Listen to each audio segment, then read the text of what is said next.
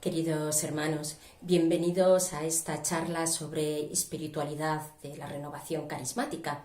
¿De qué va la charla? Pues nada menos de que Jesús vive. Esta es la realidad, este es el mensaje fundamental de la Iglesia y, por supuesto, este es el corazón también de renovación. Porque si creemos en un Dios muerto, pues vana sería nuestra fe, ¿verdad? Pero no, sabemos que Jesús ha resucitado, que Jesús vive, que Jesús está entre nosotros. Voy a tomar, en primer lugar, para inspirarme en esta charla, bueno, para que el Espíritu me inspire, claro, en esta charla, los textos de la resurrección de nuestro Señor, los textos de las apariciones, quiero decir. Recordad cuando las mujeres se acercan al sepulcro, entonces pues van pensando que se van a encontrar el cuerpo de Jesús y que le van a embalsamar, como era la costumbre. ¿Y qué se encuentran? Pues no se encuentran al cuerpo de Jesús, sino a un ángel que les dice, voy a coger el texto de Lucas, que está en el capítulo 24, ¿por qué buscáis entre los muertos al que está vivo? No está aquí, ha resucitado. ¿Pero es que acaso las mujeres no se acordaban de que Jesús les había dicho que iba a resucitar? ¿Por qué se sorprenden tanto de este hecho si el Señor lo había dicho? ¿Cuál es la razón de su sorpresa? Pues que habían escuchado aquellas palabras, no habían sabido interpretarlas o no podían creer aquello. Solo a la luz de la resurrección entienden y creen. Es así lo que les dice el ángel. Es decir, el ángel les recuerda, recordad, a continuación de lo que he leído, lo que os dijo cuando estaba en Galilea, que el Hijo del Hombre debía de ser entregado en manos de pecadores, que iban a crucificarlo y que resucitaría al tercer día. Ellas se acordaron de estas palabras y al volver al sepulcro anunciaron todo esto a los 11 y a todos los demás. Es decir, que cuando volvían del sepulcro, pues ¿qué hicieron? Evangelizar. Se había producido este encuentro fuerte de las mujeres con el Señor. En realidad no habían visto al Señor, pero ya venían convencidas de que el Señor había resucitado, entendieron en su corazón, en su interior, y pasaron de esas tinieblas, que eran las tinieblas de la falta de fe, la tiniebla de la rutina, de la falta de novedad, de la falta de sorpresa, llevamos todo a lo mismo, pues a que el Señor las rompe y entonces salen y evangelizan. Bueno, este es uno de los textos. Ya sabéis que tenemos otros que también nos pueden iluminar en este sentido de lo que significa que Jesús está vivo. Por ejemplo, tenemos a continuación el de los discípulos de Maús, en el capítulo 24, también a partir del versículo 13. ¿Qué les pasaba a los de Maús? Ya sabéis, iban caminando, entonces iban tristes, se acerca Jesús, pero no le reconocen, le confunden con un extranjero. ¿Cuáles eran las tinieblas de los de Maús? Pues claramente la tristeza, la desesperanza, el escepticismo. Bueno, nosotros pensábamos, pero nos parecía que... y todo eso les iba carcomiendo por dentro. Pero Jesús se acerca y aunque no le reconocen en un principio, sin embargo, al escuchar la voz del Señor que les va explicando las Escrituras, su corazón empieza a arder, entienden lo que el Señor les va diciendo, se les ilumina por dentro, empieza el fuego de la voz de Cristo a arder en el interior, hace que arda en el interior el Espíritu. Y entonces aquellos hombres además le ven partir el pan, ya sí que se le caen las escamas de los ojos y comprenden que realmente es el Señor. Y pasan también de las tinieblas a la luz. ¿Cuáles eran sus tinieblas? Ya las hemos visto, pasan a la alegría y, de nuevo, a evangelizar. ¿Vemos, veis? Estas constantes, digo constantes, porque se van repitiendo de forma diferente, pero en cada uno de los textos de la resurrección, de las apariciones que estamos viendo. En el Evangelio de Juan también encontramos, como no, la aparición de Jesús a sus apóstoles cuando no estaba Tomás, en medio de ellos no se encontraba Tomás. ¿Y qué le ocurrió a Tomás? Pues que Tomás dice, pues si no lo veo, no lo creo. Es más, dice, yo quiero coger mi mano, meterla en el agujero de los clavos. Lo tenemos en Juan, en este caso, en el capítulo 20, a partir del 24. ¿Qué le ocurría a Tomás? ¿Dónde están las tinieblas de Tomás? En la falta de fe.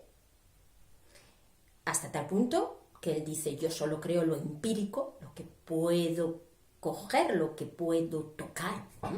No solo dijo, quiero verle, no, quiero tocarle, quiero ver además si es él, meter mis manos en el agujero de los clavos. Hasta ahí quería llegar Tomás. Y Jesús vuelve a aparecerse cuando está Tomás. Ven, Tomás, trae tu mano, métela en el agujero de los clavos y no seas incrédulo sino creyente. Volvemos a tener aquí lo que produce la expresión, el encuentro con Cristo resucitado. Es decir, se pasa de las tinieblas de la falta de fe, puesto que eran este tipo de tinieblas de Tomás, de una mentalidad empirista que piensa que solo aquello que se ve es lo real, y ahora de esto también hablaremos, y Jesús se presenta diciéndole, mira Tomás, soy yo, no seas incrédulo, sé creyente, y ya sabéis que Tomás pues se postra, Señor mío y Dios mío, le reconoce no solo como a Jesús resucitado, sino como a su Señor, el Señor de su vida, el Señor de su existencia.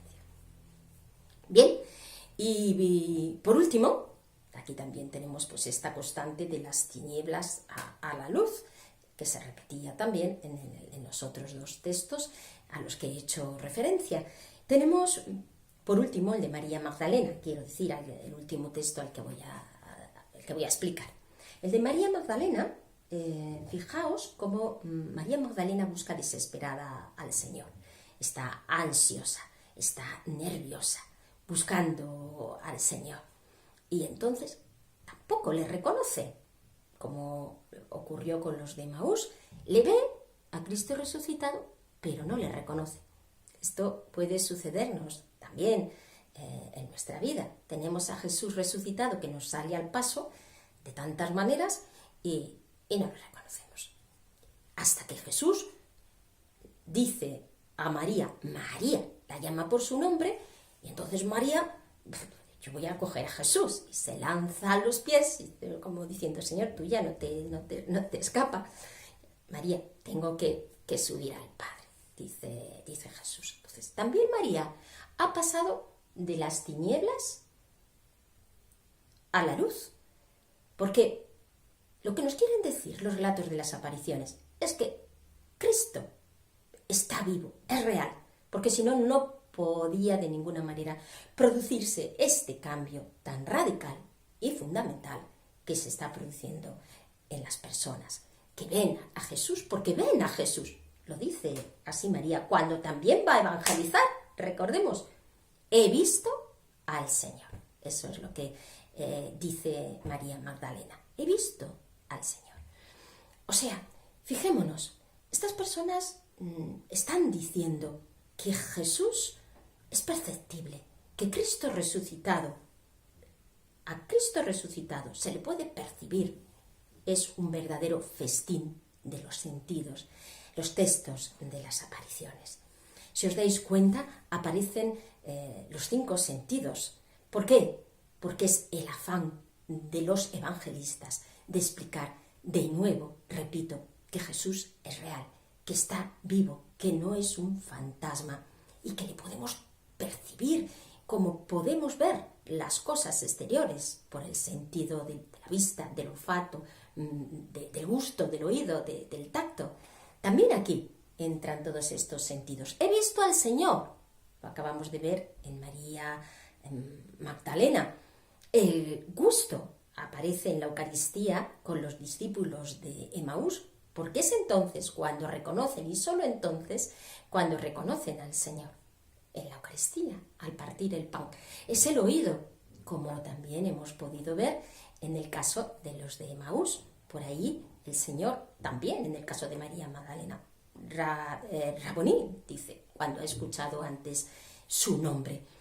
Es el tacto, lo vemos pensamos en Santo Tomás, ¿no? Que quiero tocar, y entonces ya pues puedo realmente decir que es el Señor, pero yo quiero tocar. Jesús se hace perceptible a través de los sentidos, incluso los aromas que llevan las mujeres al sepulcro, aunque sea forzando un poquito el texto, podemos también interpretarlo desde que podemos oler a Jesús resucitado. Queridos hermanos, esta es la realidad que viven en los hechos de los apóstoles después del acontecimiento de Pentecostés y la ascensión de nuestro Señor. Cómo vivían aquellas comunidades cristianas. Vivían perseguidas, vivían escondidas, vivían dándolo todo por Cristo. Y aún así, nos dice en los sumarios, en Hechos de los Apóstoles, que caracterizaban aquellas primeras comunidades, la alegría y la sencillez. Qué hermoso, ¿verdad? También en nuestros días muchas veces estamos así, se van poniendo las cosas difíciles, pero no para el Señor, no para el Señor, porque para el Señor no es nada difícil, pero a veces entramos en estas situaciones de depresión, pero el Señor está más allá de todo eso, hermanos, no lo olvidéis. Y ellos pues siempre daban testimonio con alegría y con sencillez de corazón. Jesús está vivo y se producían milagros, no podía ser de otra manera, y hablaban sin poder parar del Señor. ¿Qué ocurrió? Digo, en la iglesia, porque posteriormente, San Pablo, que fue este apóstol con ese fuego del Espíritu, si tiene una manera, una característica que podamos destacar de cómo él evangeliza, es la predicación del carisma, pero muy testimonial. Recordad las palabras en su carta a los Gálatas, porque él había tenido una experiencia con el Cristo resucitado, con el Cristo vivo, no en su vida histórica, pero sí con el Cristo resucitado, camino de Damasco, recordad, como una gran luz, y aquella voz, Saulo, Saulo, ¿por qué me persigues? Y fue un enamorado del Señor que expandió el Evangelio en todo el orbe conocido. Y San Pablo dice, ya no vivo yo, es Cristo quien vive en mí. Hasta este punto, hermanos, vive Cristo en nosotros, porque no solo es que nosotros nos hemos encontrado con Cristo resucitado, que proclamamos que Jesús está vivo, sino que además proclamamos que vive en nosotros y que vamos adquiriendo por gracia del Señor la forma de nuestro Señor, que se va haciendo mayor en nosotros y vamos siendo otros Cristos en el mundo. Pues esta maravilla a la que el Señor nos llama y que se va produciendo en nosotros poco a poco es precisamente porque Jesús está vivo, recordad. Y os decía que cuando la Iglesia pues está siendo perseguida, tenemos aquí el maravilloso testimonio de los mártires y la fuerza en la predicación del Jesús que vive. Pero cuando se van poniendo las bases necesarias, y aquí tenemos también nuestra tradición, se van poniendo las bases para hacer entendible la fe, para dar una base racional a la fe, se ha podido correr el riesgo de olvidar que la presencia de Jesús también se manifiesta de esta forma más intuitiva, más pronta, más cercana que quizá la de la fe. ¿Por qué digo esto, hermanos? Bueno, pues porque se nos acusa o se nos ha acusado. Yo creo que cada vez menos, porque se va viendo lo que implica de verdad renovación carismática, de ser demasiado emotivos, de que damos una gran prioridad a la emotividad. Bueno, yo creo que esto deberíamos de analizarlo para ver lo que significa en su justa medida y en su justo punto. Vamos a ver, somos conscientes que todo el estudio y la reflexión de la tradición que nos da la Iglesia es necesaria y desde luego para cimentar en sólido lo que es el mensaje de la fe. Esto es así. Pero esto no quita que esta parte intuitiva y emotiva no la dejemos salir de forma fresca de nuestro corazón, expresando la realidad del Cristo vivo. Una cosa no quita la otra.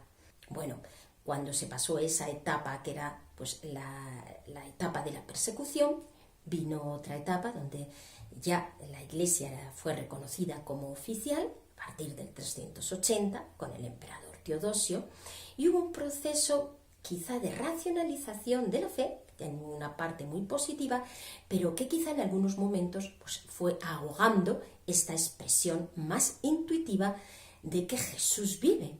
Esta captación más intuitiva de las realidades espirituales, porque al fin y al cabo la razón, como dice Santo Tomás de Aquino, ha de postrarse y de rendirse a la fe, puesto que tiene sus límites, y la fe ha de reconocer todo lo que le aporta la razón, pero muchas veces captamos así de forma pronta que el Señor está en nosotros, que está vivo y que nos ama.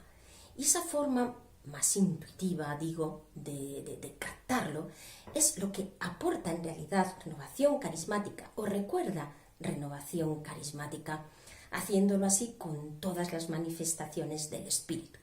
¿Qué entra la emotividad?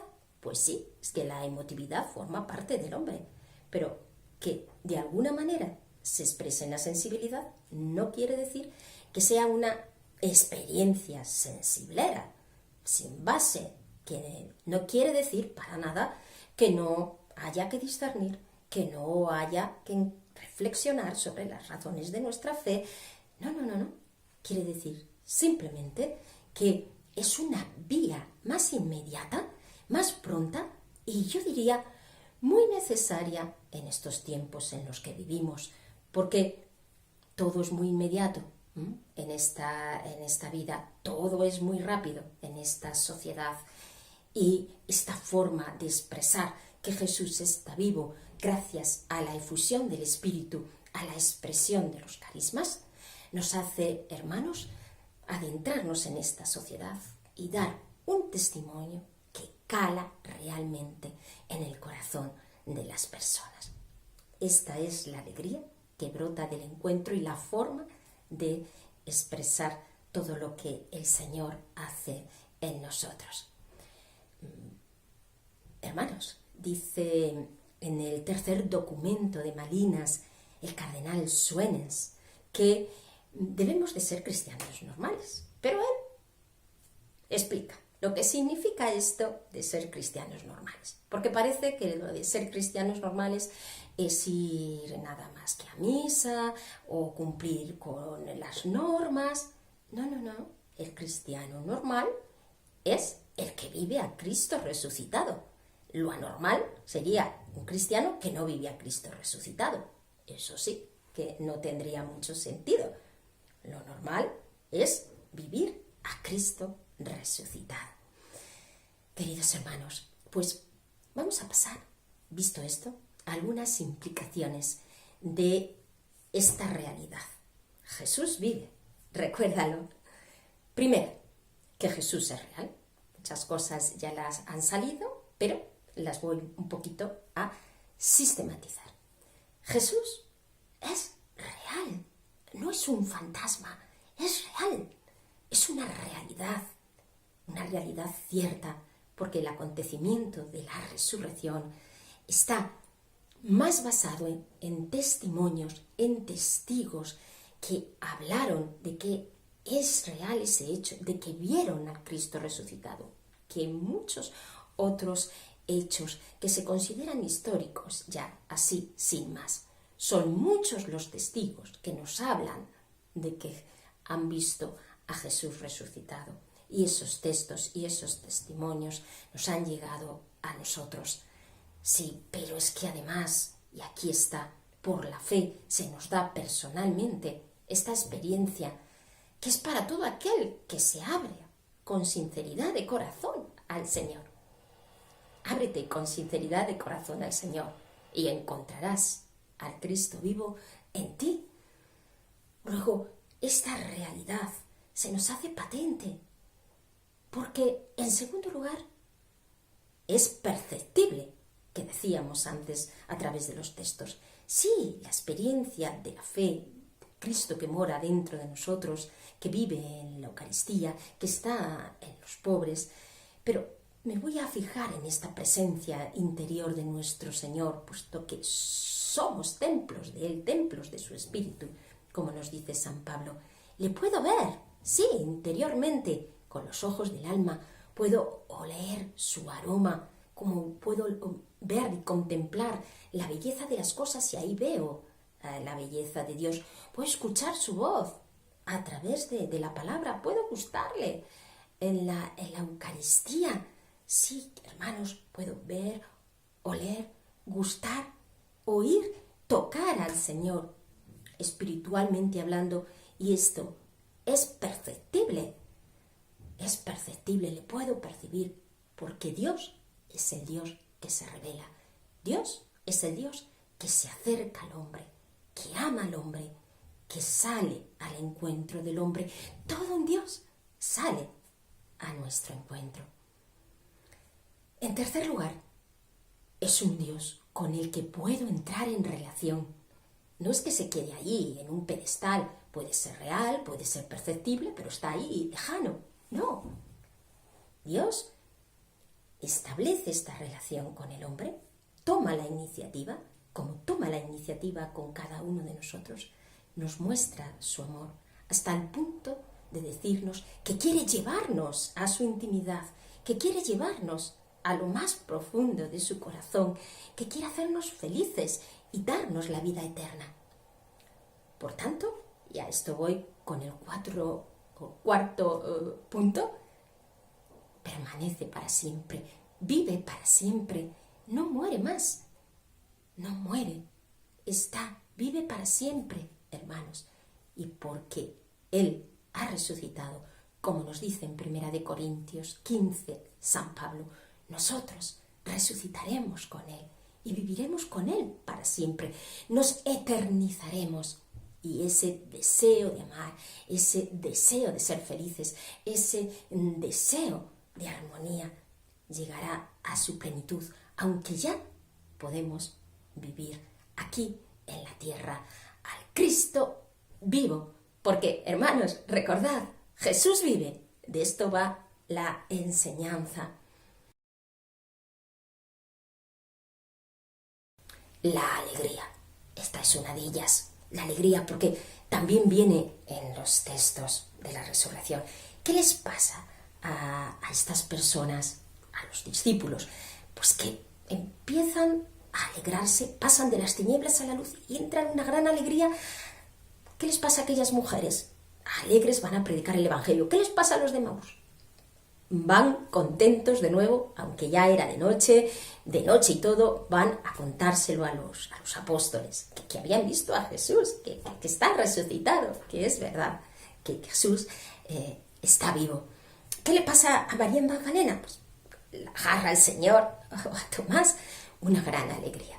Esta alegría es realmente la que hay en nuestros grupos, cuando hay personas que no creen y van a las celebraciones litúrgicas de la Iglesia, entrarían en una celebración y dirían, aquí pasa algo, porque esta alegría tan enorme. Yo creo que sí, que es una de las características de renovación, pero mirad a ver, seguro que si entra una persona que no cree y nos ve pues saltando, danzando, dando palmas, pues nos dirá lo de que estamos locos, que bueno, ya nos lo han dicho muchas veces, pero a lo mejor también se plantea y dice, aquí pues realmente pasa algo muy, muy grande, algo sobrenatural, para que estén tan contentos estas personas. En segundo lugar, la esperanza. Ay, hermanos, son momentos difíciles, ¿verdad? Momentos de pandemia, momentos de cambio, momentos donde los hilos de los poderosos y, por supuesto, el diablo se está encargando de mover muchos, y uno parece que puede entrar en una situación de plof, ¿no? Pero no, nada de eso. La esperanza siempre, porque tenemos al Cristo vivo, al Cristo resucitado. Si Dios está con nosotros, ¿quién contra nosotros? Nadie contra nosotros. Son tiempos inciertos, pero el Señor está con nosotros y Él no nos va a dejar.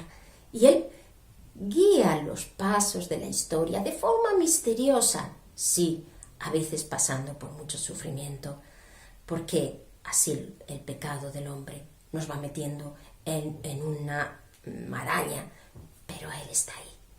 Vivimos con esperanza, hermanos. En nuestros grupos de renovación se ve esa esperanza que nos viene del Señor.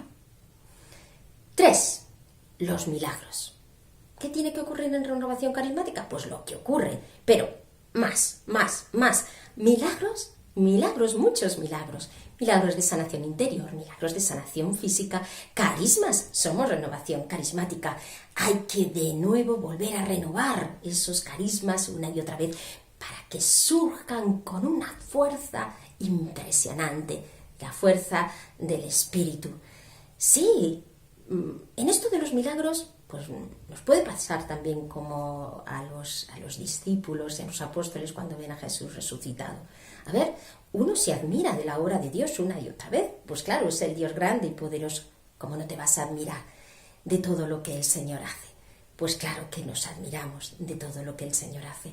Pero aunque nos admiremos, hermanos, lo que quiero decir es que ya sabemos que esto iba a pasar.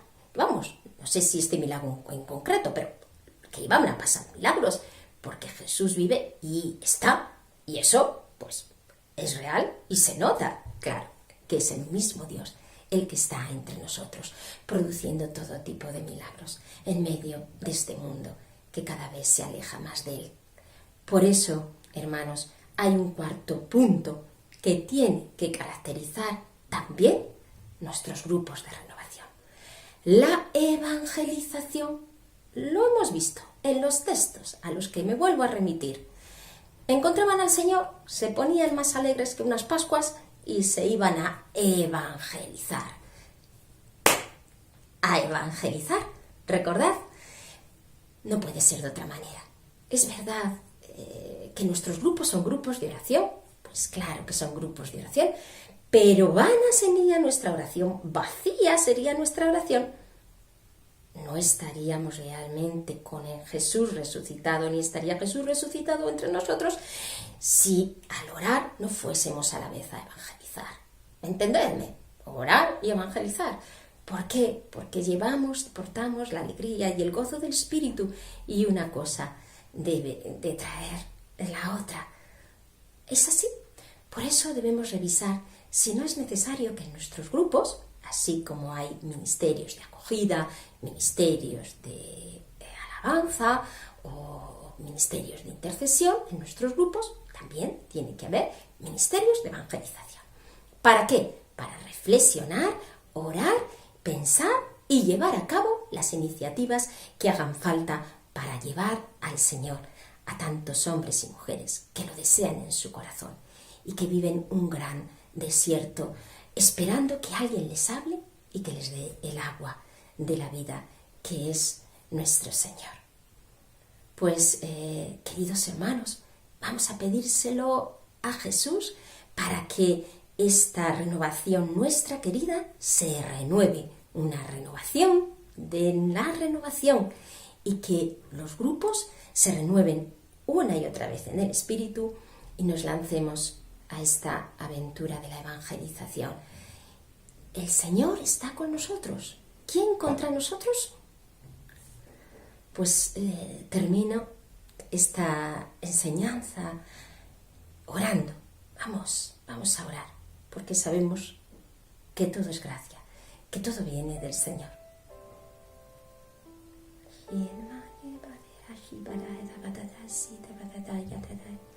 Oh Señor Jesús, estás vivo. Hoy proclamamos que estás vivo. Proclamamos que te amamos, que eres nuestro Señor, que eres nuestro Rey, que eres nuestra vida. Bendito y alabado seas, Señor. Gloria y alabanza a ti, Señor. Gloria, gloria, gloria a ti, Señor Jesús. Bendito seas por siempre, Señor. Señor, venimos como María Magdalena, llenos de ansiedad, llenos de estrés. Estas son nuestras tinieblas. Venimos como los de Maús, llenos de tristeza, llenos de angustia, desanimados, desesperados. Venimos, Señor, como aquellas mujeres que iban a cumplir una tradición, pero no esperaban nada más. Venimos como Tomás, diciendo que nos falta fe. Oh, Señor, te pedimos una esperanza grande, una alegría desbordante en el encuentro contigo y con tu amor. Quita todas nuestras tinieblas para que con esa luz potente como la que recibió San Pablo podamos abrirnos a tu voz, que arda en nuestro corazón el mensaje de tu palabra, que te veamos en nuestro interior, que podamos percibirte, tocarte, Señor, gustarte con mayor intensidad en la Eucaristía, oler tu perfume, percibirte para que tengamos una experiencia fuerte de ti, nuestro Señor resucitado, que estás vivo y vives para siempre. Oh Señor, bendito y alabado eres, Señor. Ponemos en tus manos a nuestra bendita renovación para que en estos momentos la sostengas más que nunca y la renueves en todos sus grupos, en todos sus miembros, especialmente nuestros hermanos que están en ministerios como servidores, en los lugares de servicio, tanto a los niveles de la Asamblea Nacional, a los niveles nacionales, diocesanos o regionales. Bendice a todos estos hermanos y llénalos de tu santa unción, que lleven siempre en su corazón impresa esta huella, la huella de tu amor, la huella de tu vida en ellos, y que grites una y otra vez en su interior, en nuestro interior, que estás vivo y que nos amas. Nada podrá separarnos de tu amor. Señor Jesús, te alabamos, te bendecimos, te adoramos y te glorificamos por siempre. Amén.